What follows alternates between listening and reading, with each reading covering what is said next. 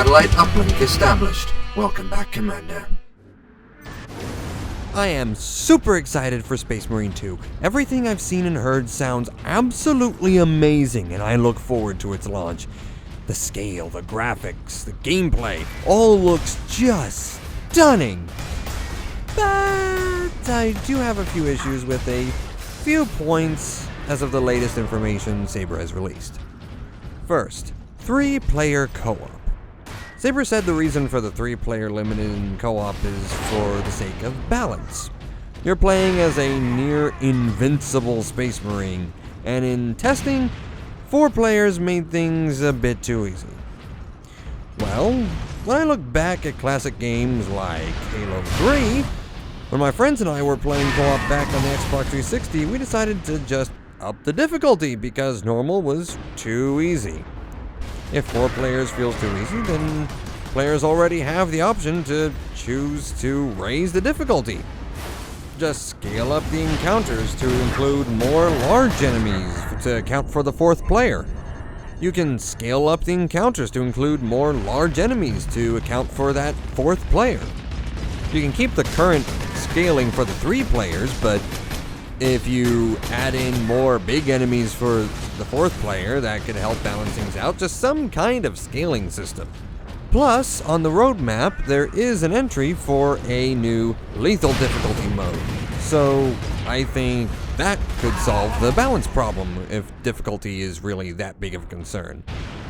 Also, if this is for story reasons, with Titus only traveling with 2 other Space Marines, well, again, back in Halo 3, I don't think anybody really cared that the 3rd and 4th co-op player was some, as far as we knew at the time, no-named elites. And I think people didn't even care that they had no appearance or impact on the cutscene or story. People were just happy to be playing with their friends. And most friend groups, to my impression anyway, is, especially if they came from all the way back on the Xbox 360, that most friend groups will include 4 players in total, at least. But at the very least, even numbers for co-op player capacity is always helpful, because when it's a 3-player co-op mode, it ends up feeling like somebody is going to get left out. Next issue. No crossplay between PC and console platforms in PvP mode.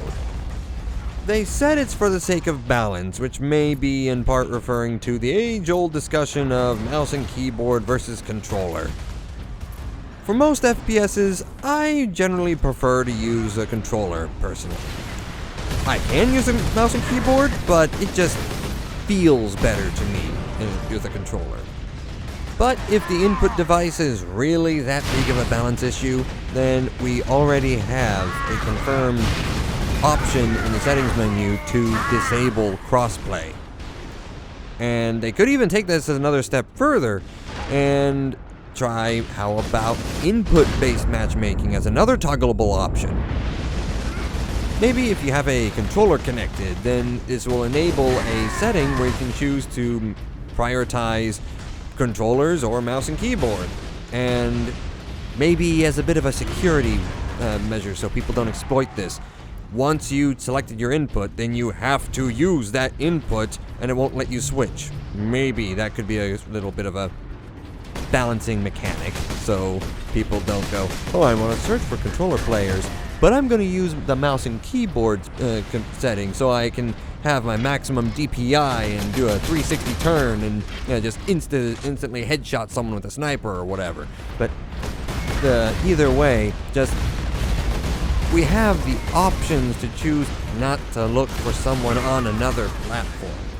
So that should be enough instead of completely locking us out.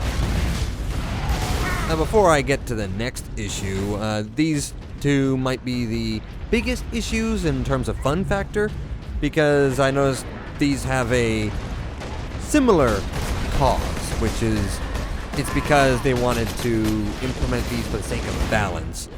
And sometimes the most fun you can have in a game is when balance is not a factor and you're just doing whatever for the sake of it, and it's just wild, chaotic fun, and allowing 4 players in co-op, even if a character has no narrative impact or voice even. People don't really care as long as they're able to play with their friends.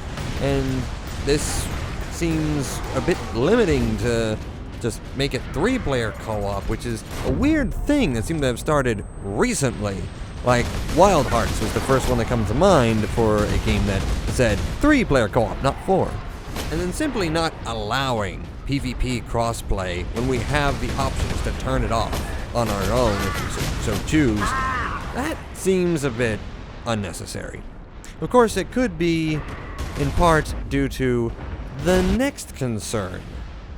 Third issue is easy anti-cheat. If you look at the recent developments of Halo the Master Chief Collection and online multiplayer, you know that easy anti-cheat has done literally nothing. In MCC, players can mask their username as somebody else's. They can temporarily ban players. They can just cause all the weapons on the map to just go guns blazing. They can cause players' weapons to, like, while their gameplay looks normal, their weapon is actually shooting at their teammate behind them and getting them betrayals, causing them to get kicked. Or does so many unbelievably horrendous hacks that just ruin the multiplayer experience. I haven't touched it recently, but it's gotten to the point where I'm afraid to. And MCC is using easy anti-cheat. So if it's not stopping them on its own, then what's stopping hackers from doing the same thing in Space Marine 2? So I hope Saber will remain vigilant on any potential hackers or cheaters in the PvP mode. And because these heretics are going to ruin everything if they're allowed to fester. Bring down the Thunder Banhammer on them. So those are the 3 biggest issues to me based on the information that has been disclosed so far. But otherwise, the game is looking absolutely amazing, and I am super excited to get into the game when it launches soon. And hopefully, if you're interested in the game, let me know what you think, what class you're planning on playing, what mode you think you'll be playing the most. But otherwise, I'll see you in the next video. Take care.